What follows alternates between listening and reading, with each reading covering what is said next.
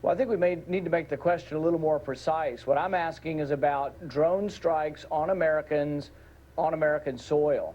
The president will not answer that he cannot do this. In fact, he seems to be asserting that he can do this.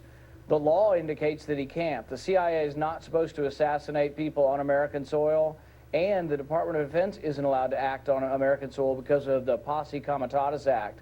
So the American law says they can't do this, but the president, all he will say is he doesn't intend to do this. That's sort of like him saying, oh, I don't intend to override the Second Amendment, but I might. I want him to say absolutely let me just interrupt for a second. American. Let me interrupt for a second, because I thought that you were objecting to drone strikes on American citizens on foreign soil as well. Is that not true?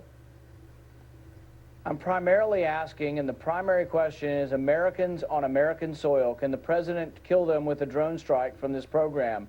It's blatantly illegal, and I would think most Americans would want to have their day in court. And so I disagree with Senator Graham. If you live in America, you ought to get your day in court before a Hellfire missile comes down on your house. But I'm confused, sir. Why would we need a drone strike? I mean, the reason for drone strikes is because we don't have people on the ground. If we knew where an al-Qaeda operative was, American or foreign, on U.S. soil, wouldn't we just go catch him?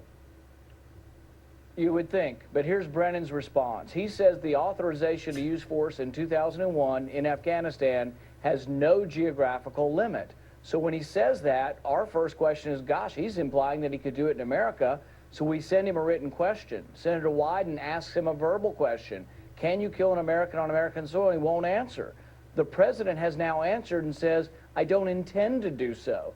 Well, that's pretty weak. I want him to say absolutely he will not kill Americans on American soil, because we do strikes overseas that are sometimes not even targeted to an individual.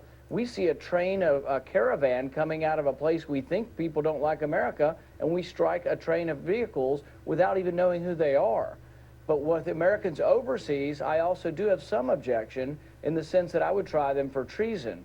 Al-Awlaki was known, and it was published that he was on a target list for months and months. He could have been tried in a federal court for treason. He had denounced America, and in all likelihood, he would have been swiftly convicted.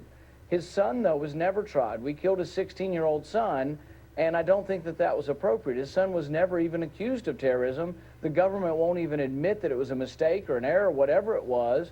And I think that is wrong. You should get some protection for being an American citizen. Where I agree with Senator Graham is, if you have a grenade launcher on your shoulder, by all means, and you're firing at Americans, you don't need due process. But if you're sitting in a cafe in Paris or Yemen, there probably should be some process where a judge decides your guilt or a jury.